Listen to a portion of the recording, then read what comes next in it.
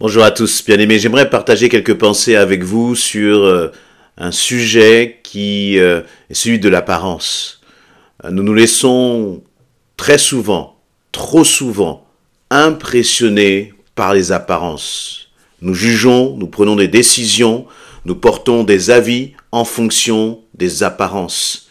Et j'aimerais justement sur ce sujet, partager avec vous quelques pensées autour du roi David. Il n'était pas encore tout à fait roi, mais c'est plutôt sur la façon dont David va être choisi en tant que roi. Et c'est l'histoire donc de ce prophète Samuel que le Seigneur a appelé et pour qu'il aille choisir justement ce futur roi à la place de Saül. Cette lecture, on va la faire dans 1 Samuel chapitre 16, 1 Samuel chapitre 16, et je vais commencer à partir du verset 2. À partir du verset 3, où l'Éternel parle à Samuel et lui dit ceci: Samuel, tu inviteras Isaïe à y assister, donc à assister à un sacrifice, et je t'indiquerai alors ce que tu devras faire. Tu conféreras de ma part l'onction à celui que je te désignerai. Vous entendez bien? Dieu a parlé au prophète Samuel et lui a dit: tu vas aller voir Isaïe, et là, je vais te dire à quelle personne tu devras conférer cette onction pour devenir roi. Verset 4, Samuel fit ce que l'Éternel lui avait ordonné, et lorsqu'il arriva à Bethléem, les responsables de la ville, inquiets, vinrent au-devant de lui et lui demandèrent: ta venue annonce-t-elle quelque chose de bon? Oui, répondit-il, c'est quelque chose de bon. Je suis venu offrir un sacrifice à l'Éternel, dit Samuel. Purifiez-vous et venez ensuite avec moi au sacrifice. Samuel demanda également à Isaïe et ses fils de se purifier en les invitant à prendre part au repas du sacrifice. À leur arrivée, il remarqua Eliab et se dit: certainement, c'est celui qui se tient maintenant devant l'Éternel qu'il a choisi pour lui donner l'onction. Mais l'Éternel lui dit: ne te laisse pas impressionner par son apparence physique et sa taille imposante, car ce n'est pas lui que j'ai choisi. Je ne juge pas de la même manière que les hommes. L'homme ne voit que ce qui frappe les yeux, mais l'Éternel regarde au cœur. Je vais avancer ma lecture, passer quelques versets, je vous invite à continuer de lire, mais donc Samuel va passer au deuxième fils, qui est Abinadab. Et l'Éternel va dire: ce n'est pas lui que j'ai choisi. Puis Isaïe, le père, va chercher son troisième fils, Shama. Et le Seigneur va dire à Samuel: ce n'est pas lui que j'ai choisi. Puis, il va faire la même chose pour les 7 fils. Et donc, Isaïe va présenter ses 7 fils et l'Éternel va leur dire à chaque fois, pour chacun d'eux: ce n'est pas lui que j'ai choisi. Et donc, Samuel va demander, là on saute au verset 11, il va demander à Isaïe: mais est-ce que ce sont là tous tes garçons? Non, répondit Isaïe, il en reste encore le plus jeune, qui garde les moutons au pâturage. Envoie-le chercher, ordonna Samuel, car nous ne nous installerons pas pour le repas du sacrifice avant qu'il ne soit arrivé. Isaïe le fit donc venir. Donc Isaïe va aller chercher son plus jeune fils, celui qui s'occupait là des moutons. Et donc c'est David, il va le ramener. C'était un garçon aux cheveux roux, avec de beaux yeux, qui avait de belle apparence. L'Éternel dit à Samuel: c'est lui. Vas-y, confère-lui l'onction. Samuel prit la corne pleine d'huile et il en oignit David en présence de sa famille. L'esprit de l'Éternel tomba sur David et demeura sur lui à partir de ce jour et dans la suite. Amen. Quel passage merveilleux. Quel passage, je crois, qui nous donne une sacrée leçon. Aujourd'hui encore, Samuel a pour mission d'aller oindre le nouveau roi que Dieu a choisi. Et donc il va aller voir Isaïe et il va parler à ce père et va lui dire: montre-moi tes fils. Isaïe va commencer par l'aîné, celui qui était fort, imposant, donc celui qui avait la carrure, la prestance et peut-être toute l'habilité pour devenir un grand roi. Mais ce n'était pas lui que Dieu avait choisi. Et les 7 fils vont passer les uns après les autres et à chaque fois Dieu va dire: ce n'est pas lui que j'ai choisi. Et puis finalement on va aller chercher le petit David. Voyez, celui qui s'occupe des moutons, celui auquel personne n'a pensé, le plus jeune d'entre les frères. Et Dieu va dire, c'est lui que j'ai choisi. Samuel va verser l'huile d'onction sur David. Il va verser une corne pleine d'huile sur lui. L'Esprit de l'Éternel est tombé à ce moment-là sur David et a demeuré sur David. Quelle leçon! Premièrement, trop souvent nous sommes impressionnés par l'extérieur, par l'apparence. Et Dieu va dire cela à Samuel. Pourtant, Samuel est un homme expérimenté, un homme de foi, un serviteur de Dieu, un homme rempli aussi de l'Esprit, qui communique, qui échange avec l'Éternel, qui parle au nom de Dieu. C'est un prophète, pas un prophète de pacotille, pas un prophète d'apparence, mais un vrai prophète selon le cœur de Dieu. Et pourtant, lui-même, il va se tromper. Parce que dès qu'il va voir le premier fils, il va dire, certainement, c'est celui-ci que l'Éternel a choisi. Samuel s'était trompé. Et Dieu va dire à Samuel, ne te laisse pas impressionner par son apparence et sa taille imposante.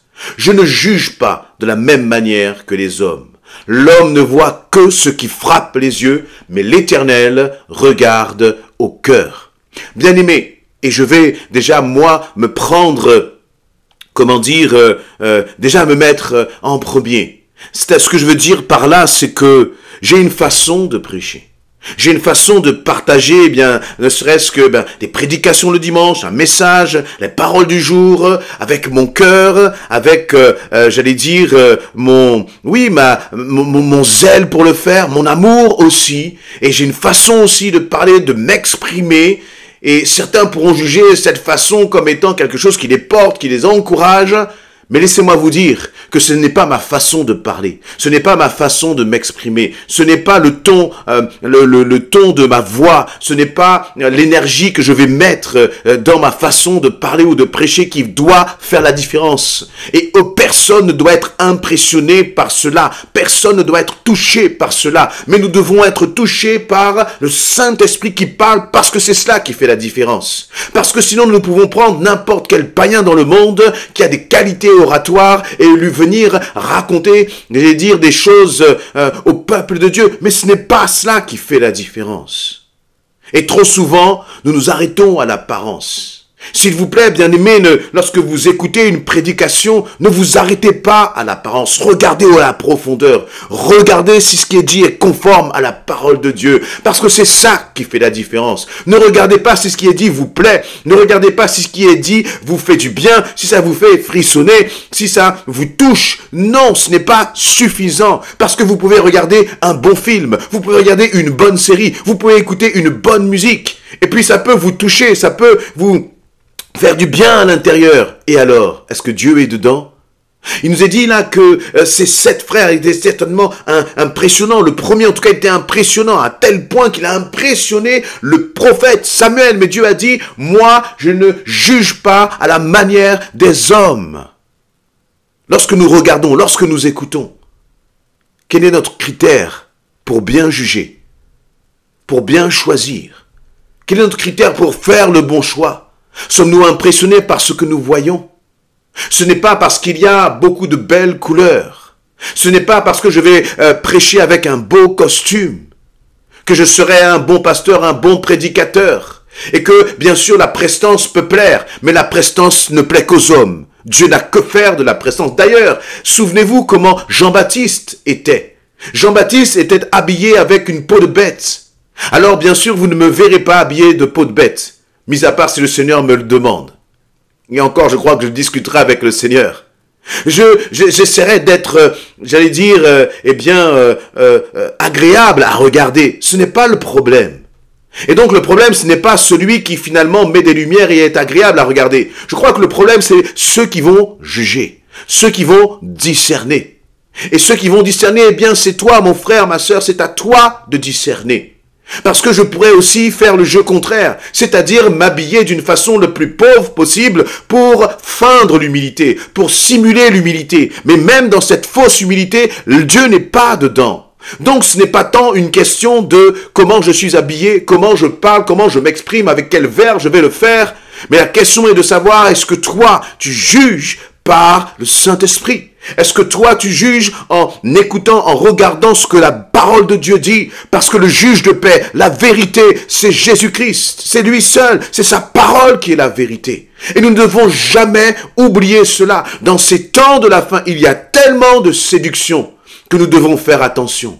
Et il y a un autre point qui m'interpelle, auquel je n'avais pas pensé, mais c'est en lisant là ce passage maintenant, c'est qu'il y a un détail quand même qui nous est donné. Il nous est dit, lorsque tous les frères sont passés là, Samuel va demander à Isaïe, mais n'as-tu pas d'autres garçons? Et au début il va dire non, mais il reste encore le plus jeune qui garde les moutons, le plus jeune, c'est-à-dire le moins expérimenté, celui qui en savait le moins sur la vie, celui qui était moins à même humainement de diriger tout un peuple, d'être à la tête d'un peuple. Mais c'est ce jeune-là que Dieu a choisi. Et je remarque que Paul va dire aussi à Timothée que personne ne méprise ta jeunesse. Je crois que c'est dans 1 Timothée chapitre 4, vous pourrez le vérifier, le retrouver. Il va dire que personne ne méprise ta jeunesse. Et là, Dieu avait choisi ce jeune homme. David n'était rien. Mais David est devenu un instrument entre les mains de Dieu à partir de ce verset 13. Que s'est-il passé au verset 13? Samuel a pris la corne d'huile.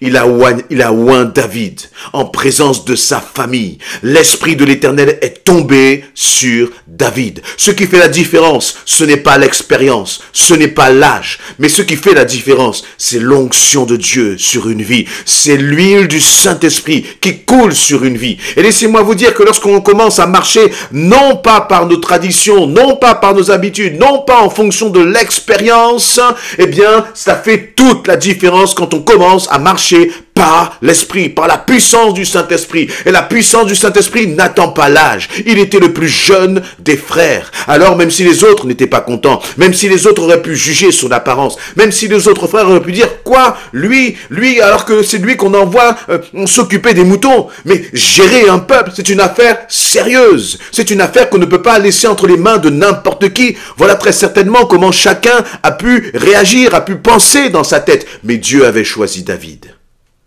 Et donc, ce qui est important, ce n'est pas que finalement, encore une fois, l'apparence. Parce que là, c'était la pire des apparences. Celui qui était extérieurement le moins bien placé pour accomplir cette œuvre, ce défi, qui était de mener tout un peuple, vraiment, de diriger un peuple. Celui qui était le moins placé, c'est bien celui qui était en train de s'occuper des moutons. Mais la réalité, c'est qu'aujourd'hui, nous ne regardons qu'à l'apparence. Aujourd'hui, nous regardons à la taille de l'église. Nous regardons à la prestance du prédicateur. Nous regardons à son même, presque son patrimoine personnel. Parce qu'on considère que son patrimoine personnel est un signe même de bénédiction de Dieu. Mais je ne crois pas en cela. Je crois que ce qui est important, c'est encore une fois la vie de l'esprit. Et je ne dis pas que un prédicateur, un pasteur, un serviteur de Dieu ne peut pas avoir de l'argent. Je ne dis pas du tout cela. Mais je dis que nous ne pouvons pas juger et nous ne devons pas juger un ministère en fonction de critères qui sont charnels, qui ne sont pas spirituels. Bien-aimés, soyons des hommes et des femmes, des enfants de Dieu vigilants. Jugeons en fonction de la parole de Dieu. Qu'est-ce que Dieu dit? Même lorsque tu vas choisir un époux, une épouse, bien sûr l'apparence extérieure compte. Mais si ton choix est influencé par cela, et très souvent, trop souvent par cela, tu risques d'aller à l'échec. Tu veux choisir une église.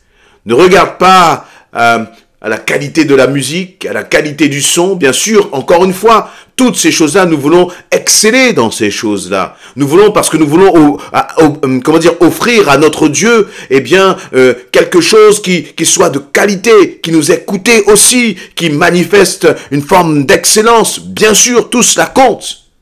Mais nos choix ne doivent pas s'appuyer sur cela. Parce que ce n'est pas comme cela que Dieu choisit. Dieu dit, moi, je regarde au cœur.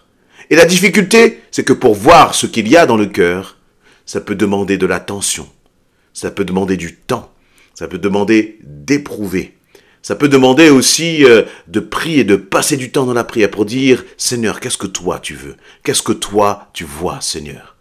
Vraiment, bien aimé, que nous soyons non pas impressionnés par l'extérieur, mais soyons simplement impressionnés et influencés par ce que Dieu dit et par ce que Dieu veut.